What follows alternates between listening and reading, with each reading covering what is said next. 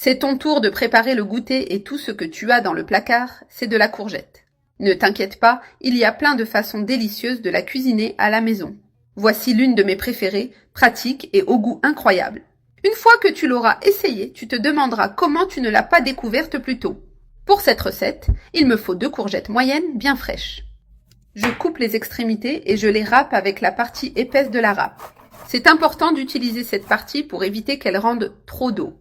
J'ai déjà râpé les 2 courgettes, maintenant je les mets dans un grand bol pour continuer. Ensuite, j'ajoute une cuillère à soupe de sel pour qu'elle libère toute leur eau.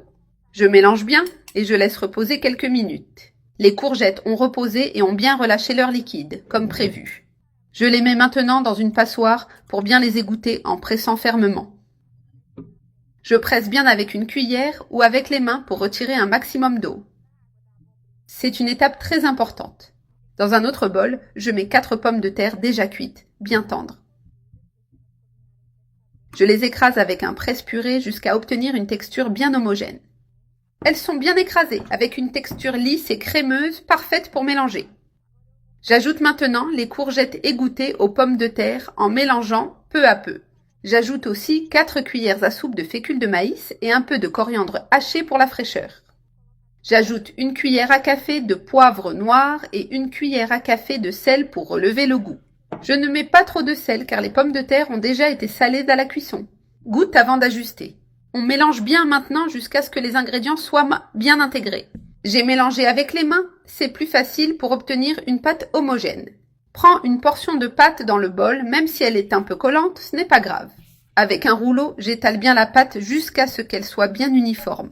Avec un couvercle, je découpe la pâte en cercles. Utilise la taille que tu préfères. Tu peux les couper plus grands ou plus petits selon l'occasion. Je retire les disques de pâte et je les mets de côté pour commencer à les farcir. Je plie chaque disque en 2 pour former la base de la garniture. Je mets un peu de mozzarella sur une moitié. Tu peux utiliser un autre fromage si tu préfères. La garniture est totalement libre. Tu peux la varier avec ce que tu as chez toi. Je replie la pâte pour fermer en appuyant avec les doigts pour bien sceller les bords. J'appuie bien pour éviter que le fromage ne sorte à la cuisson. Et avec une fourchette, je marque tout le bord pour bien fermer et donner une belle finition. Je répète la même chose avec toute la pâte jusqu'à finir toute la garniture. Une fois prêt, je les mets dans la poêle avec un peu d'huile chaude. Assure-toi que l'huile est bien chaude. L'huile est à la bonne température pour bien frire sans absorber. Je laisse bien dorer d'un côté avant de les retourner avec précaution. Quand ils sont bien dorés d'un côté, je les retourne pour dorer l'autre aussi. Ils sont dorés des 2 côtés, je les retire donc de l'huile avec soin. Je continue de frire le reste jusqu'à ce qu'ils soient tous prêts et bien cuits. Ils sont tous frits, dorés et croustillants, prêts à être dégustés. Maintenant, on en ouvre un. Regarde comme il est croustillant et doré à l'extérieur, avec le fromage bien fondu à l'intérieur.